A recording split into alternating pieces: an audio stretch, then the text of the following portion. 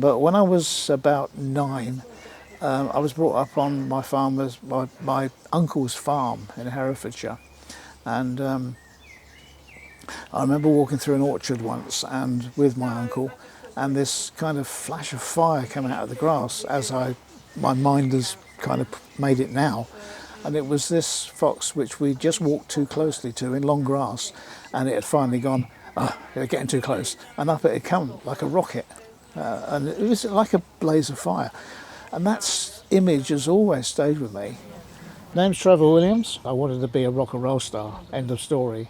My heroes were Gene Vincent, Eddie Cochran, the stars of the late 1950s. They were what I wanted to be. And so I formed my own bands from about 1961. Found I improved quite rapidly. I was a lead guitarist to start with, but I wasn't ever going to be great on that. But by accident, I became a bass player because the bass player left the band I was in, and so I switched to bass.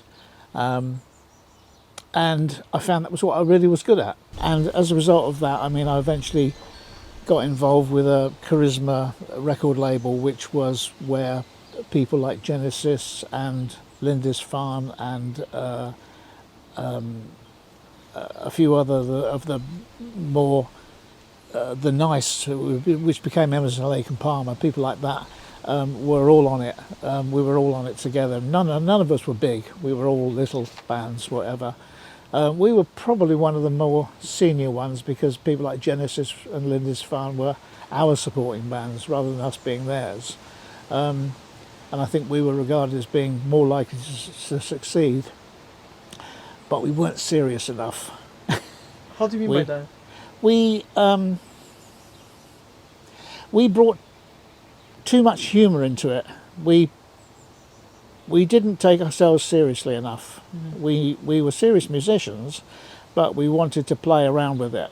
And while that got us a lot of popular support, it didn't tie us down into the serious music thing, because we almost undermined ourselves by not being serious about being serious. Yeah. So as a result of that, people like Genesis got more, became more popular because those serious bands were becoming the bigger thing at that time, and we kind of didn't care so much. We just let it go, and in the end, I think we were in where were we? I think we were in Canada, and we had an argument, and we just went, that's it, don't want to do it anymore, and we just kind of gave it up. And we split up in 1972, got back in again in 2004, and peculiarly, we were back in Canada in no time at all, and doing tours, and we didn't understand quite where that had come from, because we thought we'd been forgotten, really, but we haven't been forgotten. People were still buying our records. Those people were very old, but then again, we were very old. But it was peculiar that we sort of made a bit of not a comeback, but we were welcomed back, and there was a lot of kind of support for our return, if you like. I didn't want to do it in a big way. One of the things that got me out of the music business was airports, hotels. Hate them both. And while it's great being on stage for 2 hours a night, you've got 22 more hours, and they are boring mostly. And you don't know what country you're in most of the time. So it became a little bit dull. You had your final concert, I think 2013, correct? Yeah.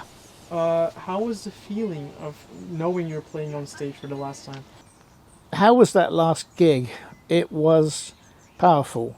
It was powerful because our sax player, who we'd been playing with since 1968, was dying. He had cancer. And we knew this was going to be his last performance, and he played amazingly. He played a very powerful show.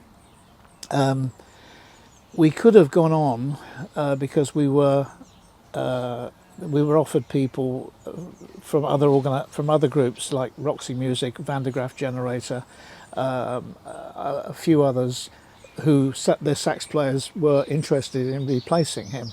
And I said no. I said, I don't want to be a tribute band. Mm-hmm. I don't want to be our own tribute band. We finish here.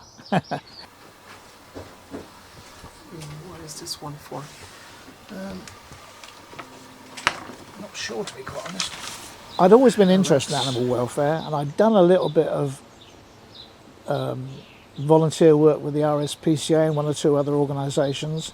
But I was particularly angry about hunting, which I thought was unnecessary, cruel, pointless, and it needed to be stopped. So I joined the Hunt Saboteurs Association because they were direct action. There was a political organisation, the League Against Cruel Sports, good organisation, but it was all about campaigning politically, and they weren't getting anywhere really because it was not the kind of government that was interested in doing anything about stuff. So I thought, okay, we'll just go and stop it. So we'll just go out there. So I joined the organisation, and for 4.5 years, I think, I was out there stopping the hunts in their process with other people. I was scared at the time because that's why I only did 4.5 years, because then I started to think that it's a bit like you think the next bullet's got your name on it. Yeah. Then in my case it was the next fist has got my name on it, so the next person that gets beaten up is me. So and it happened a few times, but it was becoming quite serious. They're very violent people, and I just got scared, you know. In the end, I got very defensive. I stopped. I was still doing it, but I knew I wasn't doing it properly because I was backing off all the time. So in the end, I just thought, okay, I'm going over to the political side. So I joined the League Against Cruel Sports, and I worked for them for about 10 years. I was brought up by, my grandfather was a strong socialist. He came from a Welsh mining background, and he wasn't a miner himself, but he came from that background and his sympathies were that way inclined. And so he brought me up with a whole concept of equality and against authoritarianism, really, both from the left and the right, but primarily from the right, which, I mean, he was born in 1892. He'd been through 2 world wars. He knew how bad things could get, and it was always the right that caused the problems. And so he gave me that ethic. He gave me that mentality. And when the far right started to come up in the 1970s with the National Front of the British, well, the beginnings of the British National Party, and are now really the basis of reform. Some of those people are still there doing that. They've moved into that. I was always opposed to that, and I saw what was happening, the violence that was going on in back streets. I lived in Brixton, and Brixton in southeast London was a peaceful place. It was a nice place to live, but they would come in and they would cause all sorts of problems, and the reaction to those problems would make things worse in a way. But I mean, I didn't blame people for fighting back, but it kind of made things worse. So whenever I could, I got involved with any kind of activity that could undermine them, could prevent them from doing things. You know, I managed to get involved with stopping 2 marches, which would have been which would have turned violent anyway, and even the police in the end, who were prepared to let them happen, backed off and said, I think we need to stop this, whatever. So we just put on pressure. We kept putting on pressure. But the idea of Vegetarians Against the Nazis was a kind of a comedy thing. It was to bring a little bit of light-heartedness into it. It was also because I've been vegetarian since 1972, and I was fed up with people saying, but Adolf Hitler was a vegetarian. So what is that supposed to mean? But that was something people were saying. So being a vegetarian meant you were a Nazi, you know. nonsense, absolute nonsense. So we fought back with that and just said, vegetarians against the Nazis. And everybody laughed, but everybody sort of understood the point of it, really, whatever. So it was a kind of light-hearted, bringing a bit of fun into it, I suppose. It wasn't much fun, but it brought some fun into it. You talked about marches and about reform. Tomorrow there's going to be schedule a massive demonstration in London. How do you feel about the parallels between the late 1970s and today? And what word of advice would you give to people who are aiming to fight it? The parallels between the 1970s and the 1980s and the 1990s, because there's always been a far-right group that's been there somewhere, same people all the way through. What worries me now is there's a greater acceptance, and where once upon a time it may have been kind of ruffian people, hooligans, people that use their fists more than their voices. Now the dangerous thing is that they're now using their voices, and it's more kind of soft approach and more conciliatory, if you like. And I think that's in a way is more dangerous because people are taken in by it.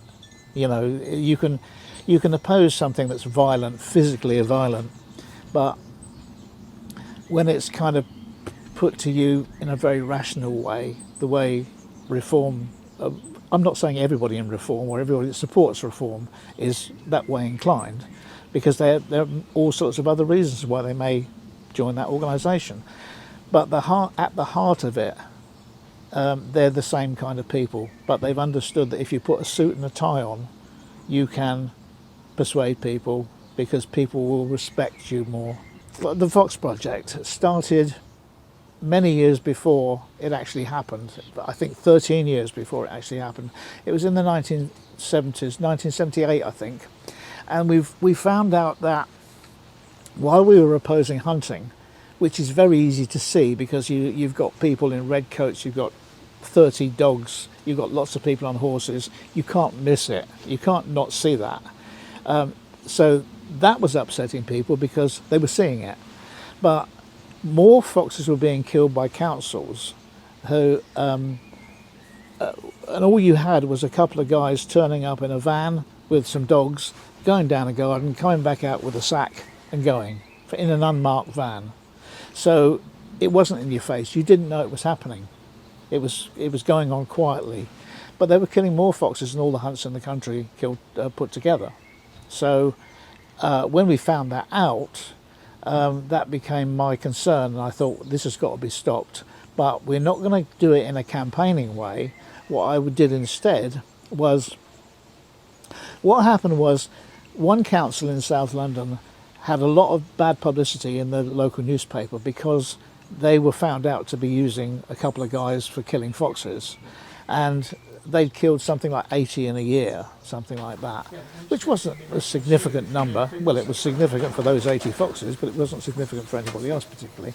But the public were opposing it in the newspapers and saying, I want my problem resolved. The foxes are digging up my garden. I want that resolved, but I don't want them killed. I want another answer. And because we've been hunt saboteurs, one of the things you use when you're doing hunt sabotage is sprays. And these are only sprays that you will buy from a garden centre, from a hardware store. They are designed to keep cats off flower beds, to stop cats crapping in flower beds and try to get them off. Now, they do that by upsetting the animal's sense of smell. And we thought, if you can do that, maybe you can upset a fox's sense of smell, and foxes are governed by that sense of smell. It's the most important sense they've got. They need to know everything that's around them. Dogs sniff every tree they pass because it gives them scenery, it gives them information, and they need that all the time. Foxes, from the point of view of defence, need to know everything that's going on around them too. Now, if they are sniffing this stuff up, they're blocking their scent glands in their nose, can't smell anything, and therefore they're uncomfortable because they don't know what's going on. And if that happens 2 or 3 times, they will prefer to avoid that place. So you've done what you wanted to do. You've gotten out of your garden because you sprayed your garden with this chemical. It's not dangerous, it's non-toxic, and the fox has just gone, don't want anything to do with that, I'll move on. Everybody wins. The council then came back to us and said, okay, well, if you think this will work, we'll pass these householders that are making complaints about foxes to you. How about you do it? So we went, okay, we'll do it. They didn't give us any money. We had to pay for it all. We had to buy the chemicals. We had to do all that, but we wanted to prove it worked, whatever. And we didn't know it would work. We weren't sure at all. We were bluffing. But it did work. And we were amazed. And the council went, okay, we won't use those guys anymore. We'll use you. It saved them money because they were paying those guys. They didn't pay us. But they were getting the job done and they were off the hook. They didn't have the bad publicity anymore. So everybody was happy. And the foxes lived. And with persuasion we also used was to say, which is the truth, that you are not achieving anything because foxes will breed back always to the number lost. So, you know, they have their own population level, they can't breed above it, they won't tolerate breeding above it, but they will breed back to the numbers lost. So every year you're going to have the same number of foxes. And when we then went to 2 or 3 other councils and said, you know, we're working for Lewisham Council, maybe we can work for you as well. And that some of them actually had figures that they'd been keeping of fox populations as far as they could tell. And they said, well, yeah, we've found out that we've been killing foxes, but every year the fox population still comes back to be the same. So, yeah, we'll use you. Then it got to the late 80s, and I wasn't happy working for the League Against Cruel Sports because of the management. The management was not good at all. They were undermining it. They weren't good management at all. And so I thought, okay, maybe this is the time to actually set up some kind of an organisation and maybe see if it will actually work. And so I left the League Against Cruel Sports. I had £400. I mailed out every council in the country and offered a service, not a call-out service, but a telephone service to give people advice. So I mailed out something like 550 councils, and thinking, well, if I can get about a dozen councils to come over to this thing, and I can start charging people for the work, but less than pest controllers will charge. So therefore, you've got both an economic and an ethical reason for using me rather than them. Then that will work. All I wanted was 12 councils. And I mailed out every council, and within 3 weeks I was working for 65, because they were all coming back and going, yeah, we don't know anything about foxes. We've just basically taken on the job because nobody else did, and because back in those days councils had some money. These days councils don't have any money. They're underfunded. They don't have the luxury of being able to do jobs they're not legally obliged to do. And they were never legally obliged to deal with foxes, because they are only legally advised to do work against animals which are classified as vermin or are dangerous or aggressive. And foxes are not. So they had no training in foxes at all. So they all went, we don't want to do this, you do it. And that was the start of the Fox Project. Now, I didn't think that was really going to happen. So all of a sudden the Fox Project was a bigger thing than I thought it was going to be. I wasn't going to be a rescue organisation. It was going to be an advice bureau, an information bureau on fox behaviour, all that kind of stuff, and a fox deterrence consultancy, but wasn't going to do rescues.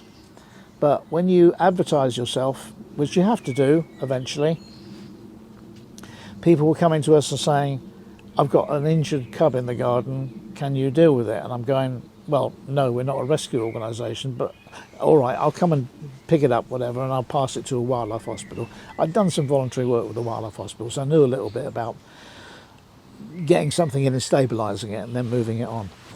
And that was 1993, and I thought, okay, that year we only had 3 cubs in. We didn't have any adult foxes, just 3 cubs, and I thought this is going to be easy. 1993.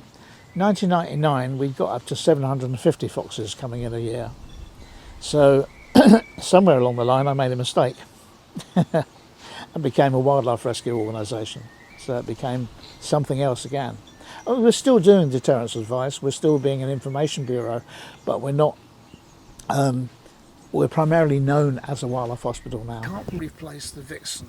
She's going to be bringing back. We rescue around about 1,500 foxes a year now, including something like 450 cubs.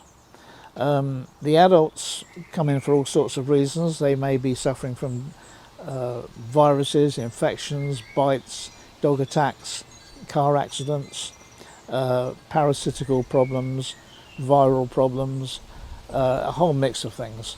And our job is to put them back to rights and put them exactly back where they came from, back on their home territories. We never move them on, we never relocate them, because that's their place, that's their home, you know. So they go back. Cubs are a different thing.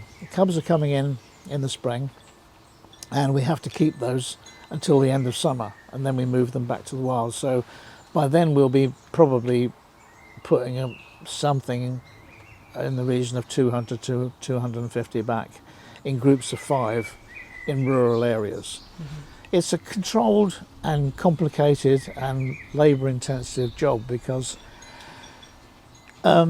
first off, we need the places they can go, and interestingly, a lot of farmers will give us that space. There is a perceived understanding that farmers hate foxes. They don't. Most farmers are crop farmers. Crop farmers have problems with rabbits and rats. They don't have problems with foxes, so they like having foxes around. Then there's cattle farmers. Foxes hardly ever kill a cow. How can they possibly do that? So they don't have a problem either. And we even have 2 sheep farmers who do it. And if you listen to some people, some sheep farmers even really, they'll try and tell you that they kill millions of lambs every year. Well, these 2 sheep farmers say they don't. Mm-hmm. But it's just a matter of how you farm, really. You said it's a very labor intensive, and I imagine like taking these 200 cubs to their original places. How many people do you have working this operation, including medical staff, including people that help with, I imagine you have a van, right? Yeah. So like how many people are kind of like... The organisation started out being just me, effectively, but now it's got, I think, 13 staff, including 2 vets and 3 vet nurses. We run ambulance service 12 hours a day, every day of the year. So we've got drivers for those. We have phone controllers who are, 3 phone controllers, 2 of them who work from home and 1 who works from the main hospital unit, which is about 8 miles away from here. All the adult foxes go into that main unit. All the cubs come up to here, which is where the cub unit is. And there's about 150 volunteers as well who do fostering for us. I mean, the thing is, with if for instance, if we're getting in something like 400 foxes, 400 cubs during the spring season, we can't hold them all in one place. There's just nowhere to do that with, you know. So we have to have people who'll do that with us. So what we will do is we'll place cages on people's gardens. So if you're silly enough to say to us, "I'd like to help," then we'll say, "Okay, how big is your garden?" The next thing is we'll say, "Okay, that seems big enough for a 9-foot by 6-foot pen. How do you feel about looking after convalescent adult foxes or groups of 5 weaned cubs ready to go back to the wild?" And if they're happy with that, then they're on board, and we will provide them with a cage in their garden. It's a lot easier to get a cage in your garden than it is for us to get us to take it away again. We will persuade you that we need you. And there are roughly 25 people, I think, that do that foster for us. And then we have the rehabbers. These are the people where the cubs will eventually go back to the wild. So the cubs will go through the intensive care unit here to outside pens, which are in my garden. As soon as we're happy with the group, we form them into groups of 5 because that's the natural size litter. That's the usual size of litter. That group of 5 will then move on to one of those fosterers, and then somewhere from about the beginning of June we'll move them out to rehabbers, and these are people who also have a cage on their property that have agreed to do that last bit for us, and for 2 or 3 weeks before they're released they will be looking after those 5 cubs. Then we'll say, okay, we're first week of August now and these cubs are now round about 4 months old. This is the time to open the door, and then they'll just open the door, let them go. We back up feed so that they know that they can come back, and they've always got something before they sort of find their own feet, find their own way. And within a few weeks they will find their own way. And for the most part, I won't say we don't see them again, because we would see them again for quite some little while, maybe coming and going, but they won't have anything really much to do with us. And I've watched cubs that have been hand raised on the bottle, successfully catching small prey the day after release. So they don't have to be taught anything. Sometimes people say to us, well, how do you get them back to the wild when they've learned nothing from their parents, because they haven't had a parent where they've been brought up by us? And I always say, it's all in there. They don't have to be taught anything. It's instinctive. So, they make our job relatively easy. It's a hard job. It's a hard job, but they make it easier because unlike some species like ducks, badgers, owls, they're really quite easy to get back to the wild because they want to go back. They don't want to know who I am once they're 3 months old. They were my babies. I've had them on the bottle. They wag their tails when they know it's me, but 3 months down the line, they'll be looking at me and going, don't like him, don't want to do anything to do with it. And that's great, that's what I want. How does it make me feel when they go back to the wild? That's the best bit of all. The best bit of all is being there. I don't get to see the release mostly, but if I can, I like to be there to see a release, one a year if I can. And when the door is opened and those cubs come out and they're racing around a field or a woodland for the first time, finding the world is bigger than they thought it was, that is just great. It just is a great feeling. And the bottom line is that we're here to give them a second chance. They've blown it the first time.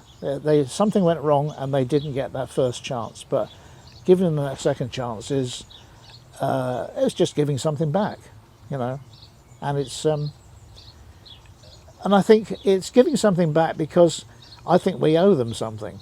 We've taken so much from them. We've taken their land. We've taken their ability to find sufficient food sometimes, particularly with some modern farming methods. And I think, and we run them over with our cars and everything like that. And I just think sometimes we should be putting something back. We owe them. They will be fearful when you rescue them, naturally so, because they're not in control of their own life at that particular point. And the thing is with lone animals, well, any wild animal, I suppose, really, but certainly with lone animals, is they have to be in control of their situation and their environment and everything at the time, at any time. So when you're taking that away from them, they are not happy at all. They do tend to settle. They're very philosophical. So when you get them into a hospital environment, for the most part, you'll put them in a cage and they will settle, and they won't really make a fuss about it. They'll just kind of settle and just accept their situation. They've got food, they've got warmth, they've got a nice bed to sleep in, whatever, and they kind of think, oh, it's all right, I can cope with this. For the most part, that'll be fine. Handling them is another thing that people think is very difficult to do, but whenever we get somebody who says, I'd like to be a volunteer for you, and I say, well, okay, what have you done in the past? And they say, I've worked with cats, or I've worked at a cat sanctuary. We will bite their hand off to get them to join us, because if you can handle cats, you can handle foxes. Because anybody who's ever tried to take a cat to a vet that doesn't want to go to the vet, it's the worst animal of all. I've got 3, and it's the worst animal of all. It's got more than 4 legs. You think it's got 4 legs and you can disable those 4 legs. It'll find another one, and that's got claws on the end as well. They will take your arm off. Foxes won't. Foxes will, if you scruff them in the same way you do with a cat, quietly and gently, they'll just go, okay, fair enough. They're very, very easy to handle. Now and again, I will say there are some which are not easy to handle, and it may take 2 of you to sort of hold it on the table while it's being examined, but mostly they're easy. You just film it. Yeah, not so much. We are an expensive organisation to run because we've got, you know, considerably large staff. We've got the running costs of running the ambulances, the hospitals. Vets are not free. You know, even if they're allowing us to do things with a discount, whatever, they're not free. They can't be. Everybody's got a mortgage to pay. I don't expect people to do it for free. So donations are important, and we are lucky in that we have a very loyal database of supporters, and I think it's because we've got a database which is made up of people that particularly like foxes. Most wildlife hospitals take in multiple species. So if you like hedgehogs, you might support them. If you like owls, you might support them. If you like squirrels, you might support them. You might support that wildlife hospital for all sorts of reasons because of your particular species preference. But because we just deal with foxes, I think we attract people who really like foxes, and they stay with us, and they donate very, very generously to keep us going. It's always a bit difficult. I mean, I have to say that while we can tick over on people's donations all the time, what really makes a difference is getting a legacy. And when you get a bigger legacy in, as we do from time to time, all of a sudden you can buy a new ambulance. You can. Well, we've just built a new X-ray room. So those big amounts of donations, which aren't going to come from an individual on a weekly basis, make the difference to us. They allow us to grow. The rest of it allows us to tick over and just do what we do. But that's vital. Money is vital. But volunteers are as well. So, you know, if you wanted to be a volunteer fundraiser, a fosterer, a rehabber, a local rescuer, there's lots of things that we bring people in for that have got a particular talent or a liking for that can make a difference to us. So volunteers and money, both important. The organisation costs around about 400 grand a year to run. Most of that, I suppose, will be transport and staff. Medications, I would think we'd probably spend about 30 grand a year. It wouldn't be much more than that.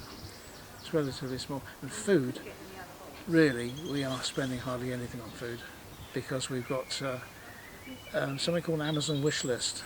So people can buy stuff on Amazon, have it sent to us, and so we get, I don't know, probably about 50 grand's worth in spring coming through that way, which we'd have had to buy otherwise.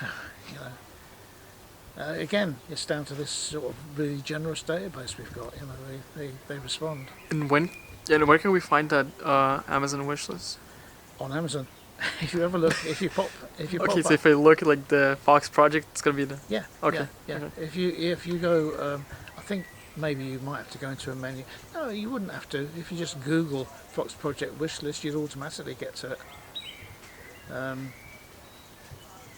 think we're asking for mostly still food, puppy pads, which is lined out the pens, and nets, I think, at the moment. Because we've got this whole team of local rescuers who work from their own homes, who, with the ambulance driver, the system is you've got a phone controller, they get the calls, they're controlling the ambulance driver is on a 12-hour shift, 9 to 9, so they've got to cover a 60 by 70 mile catchment area, but within that we've got something in the region of more than 20 local rescuers who work from their own homes. So if you've got, if the ambulance, for instance, is in Greenwich and we get a rescue in East Grinstead, then it's going to be an hour and a quarter maybe for them to get to one place to the other.